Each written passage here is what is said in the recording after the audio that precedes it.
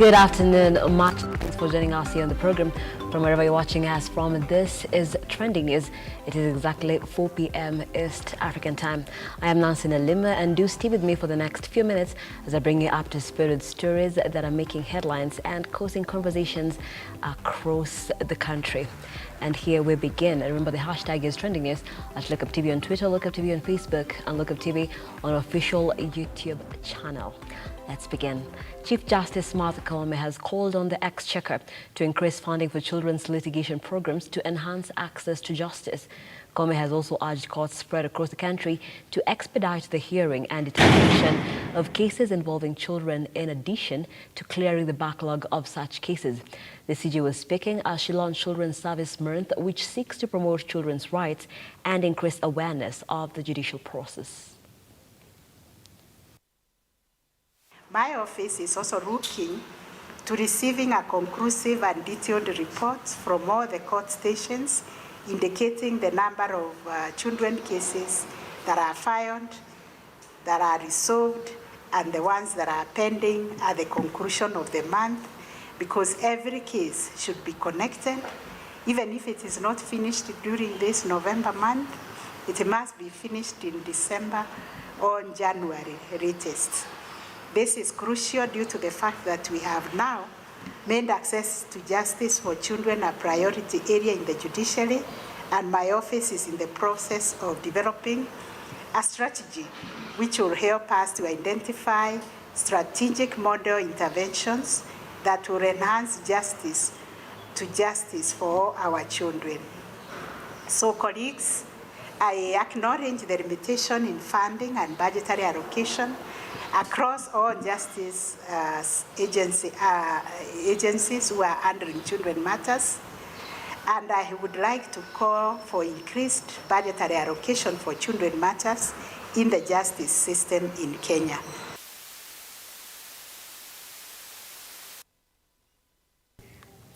And the 9 special service officers accused of taking part in the killing of 2 Indian nationals and their driver now say that they have been sacrificed to cover senior officers in the police services while defending themselves at Kahawa Law Courts. The suspects' lawyers have asked the court to release them on bond.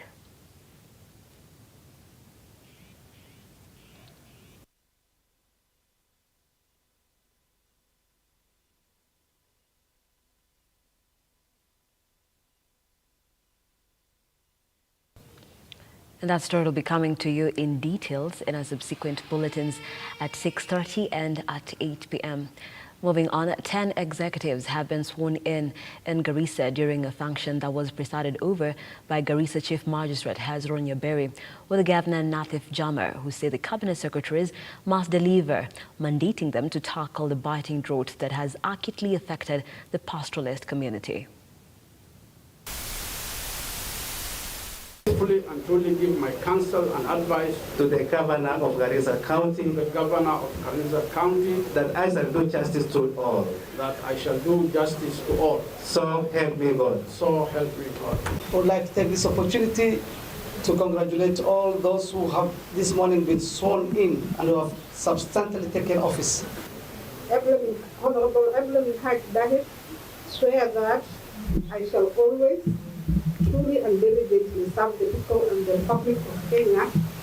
I have the assembly entirely here, and we're all ready for work in Garissa County, and we are prepared to deliver a very, very ambitious manifesto, so that in the next 5 years, hopefully, or in the remaining days and months of these 5 years, watu wetu wa Garissa watafaidika sana. The Canadian Food Grains Bank is hosting stakeholders from 15 faith-based organizations, and they have called for conservation of agriculture and the diversification of farming methods in order to improve food production. The stakeholders have discouraged the employment of traditional farming techniques, saying they have contributed to food insecurity in East Africa. Patrick Maina Kimani, and I'm working for a church organization called Africa Christian Church and Schools. We are currently working with around 900 farmers and 200 school-going children through 4K clubs. One of the technology that we are promoting as an organization is conservation agriculture. My names are John Kimadi Bai. I work with Canadian Food Grains Bank, an organization which is made up of 15 members. In fact, this is a Christian organization. The 15 members are church-based, based here in Canada. We usually every year we have an annual gathering to bring together all our partners to come together and to see the programs that they are implementing in various counties within the country. We make sure that we bring them together so that they can be able to network, to share successes, to share on challenges that they have faced, and also to share on solutions that they have been able to come up with. We have partners from Uganda, we have partners from Tanzania, we have partners from Uganda, we have partners from Ethiopia, and I think this is a rich sharing because we are getting information from each and every partners. My name is Fidelia Munyoki and I work for the National Council of Churches of Kenya. And so food security projects are under the focus area of food security and a thematic area on climate change, security and natural resource management at NCCK. So we are here in Embu for a networking conference that is bringing together different partners that are funded by the Canadian. Now let's keep up with the hunger crisis in the country. The number of drought disaster victims in the coastal region has risen to 678,000, whereas nationally there are more than 4.35 million Kenyans who are in dire need of humanitarian assistance following the drought crisis.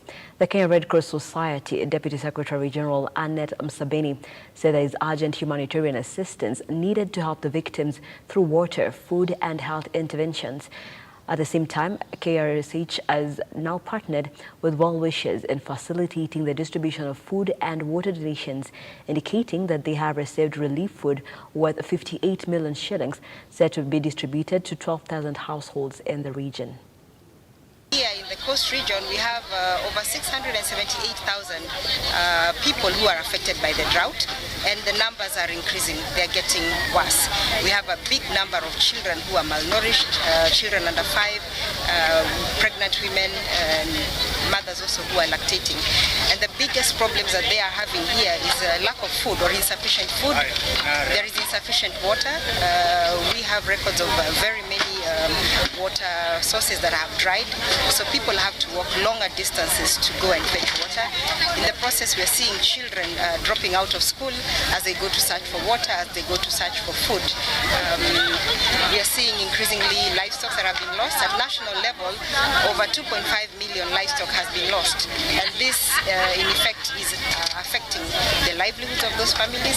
It's affecting the nutrition in those families. It's affecting generally the lives of those families. Together with the various partners, we've been doing a lot of interventions through rehabilitating water facilities, through distributing food, through conducting integrated health outreaches that are targeting under 5s who are malnourished and pregnant mothers. We have also done animal offtake together with the government as part of protecting the family assets. Today in this region, in about 4 counties, we will be distributing about food to about 12,000 households. Here in Kilifi will be 3,000 households. The total value of the food we'll be distributing is about 58 million shillings, and this is food that has been donated by well-wishers such as the Taufik family and several other well-wishers. Na kusema kweli kuna ukame, hakuna maji na tuna shida ya chakula. Kuna wengine walilima walipata, wengine walikosa kabisa. Mahindi aliingia baridi, aliingia ugonjwa, watu wanateseka na chakula. Kwa hivyo mtu akisema huku hakuna shida ya chakula ni uongo, ni wale ambao hawajaingia kwa mashinani. Mimi ni Harriet, mimi kama daktari wa nyanjani ninatembelea zile nyanja zangu kule na ninaona vijiji vyangu vile watu wanateseka. Tuna shida hata ya maji, tunalala kwenye visima. Na ukilala kwenye kisima kama sisi tulilala jana, unakaa wiki nzima ndio unaenda kwa kisima. Kwa hivyo kusema kweli tunataka msaada, bado tunaomba msaada, watu wajibana, tunateseka sana. And now to some health matters. Hema, a level 4 private hospital in Kisii County, has launched an intensive care unit. Arun Abuga, Hema's general manager, has assured patients to provide them with the best and most affordable services in order to meet the needs, as the facility has experienced medics handling emergencies.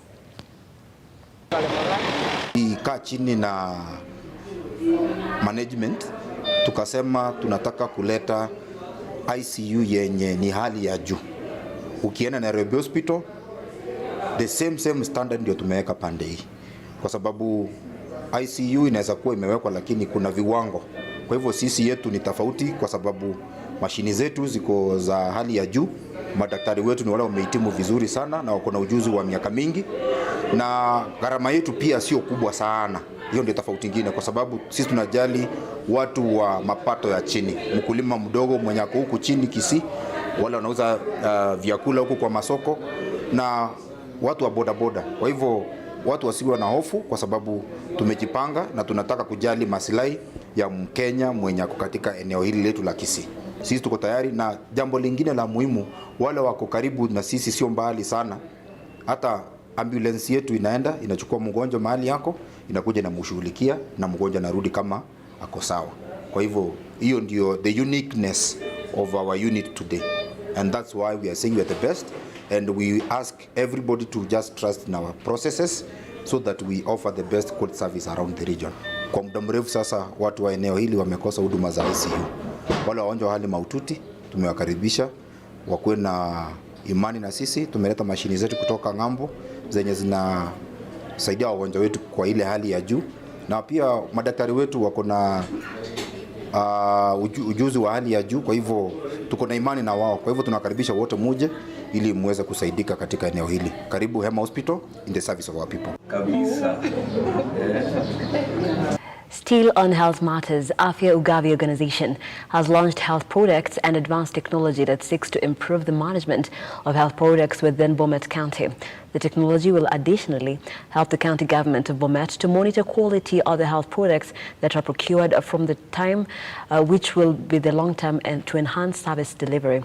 John Kamal, who is the Chief Operating Officer of the Afya Ugavi Group, said the launched technology has been proven to reduce wastage in the health sector. But also the cabinet, the CCs that will be working. We can be visiting these facilities. We are here to launch the HPTU, Health Products and Technologies Unit Office. And this is a unit that will help the county to better account for commodities that they are using for service delivery to patients within the county. And where we are coming in is offering technical support towards commodity management in supply chain, and ensuring that there is availability and in reasonable quantities so that service delivery can be improved. We are doing this in all the 47 counties, and Bomet has just been one of the trailblazers, and we hope that with the establishment of these health products and technology units, it will be a good starting point to ensure that management of that system is done and done well. On behalf of the county government of Bomet, I want to take this opportunity to appreciate the support that we have received from Afya Ugavi through the program that is being supported by USAID. So with the support of this technology, and I want to concur with what John has indicated, we will be able to monitor, of course, through this tool, this technology, on a dashboard. As a governor, we'll be able to see what we have in terms of the supplies that we have in our facilities, products that are overstocked in our pharmacies, products that have run out in our facilities, products that are almost expiring and they are still lying in our shelves, and so forth. So through this tool, personally, and those of us who are supervising have been empowered so that we can make decisions pertaining procurement of drugs, and other supplies that we need to run our facilities. And those are just some of the stories that are trending at this hour. The hashtag is trending news, but it wouldn't be trending news if we didn't tell you what's trending across social media. Now, would it be? Trending high up there is David Murathe, and this is the former Jubilee Secretary General. And of course, he is trending because the Jubilee Vice Chairperson, who is David Murathe, Kotu Secretary General Francis Atwoli, and former Lugari Member of Parliament Cyrus Jirongo have been summoned by the Ethics and Anti-Corruption Commission in an inquiry over 200 million land saga in Nairobi. And of course, now following that development right there, I'll be sampling some of your feedback.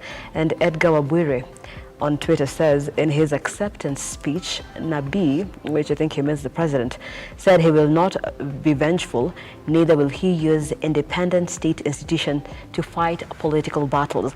But this morning, EACC has summoned David Murathe, Cyrus Jirongo, and he's doing exact opposite of what he promised. We fumbled.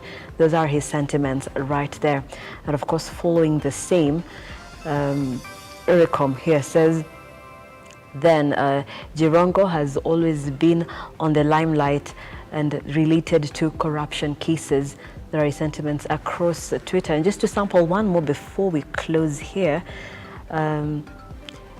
Ruto son-in-law, this is what the Twitter handle says, and it says that 5 years ago at a time like this, when the rogue regime had just killed Baby Pendo and hundreds of his supporters maimed, I genuinely don't think a day would come where Raila Odinga and Martha Karua would be defending the likes of Kinoti and David Murathe in press briefings. And of course, we'll be giving you a development of this later on. But the update as of this time is that David Murathe, Cyrus Jirongo, as well as Atwoli have been summoned by the EACC over graft allegations of a land grabbing case of over 200 million.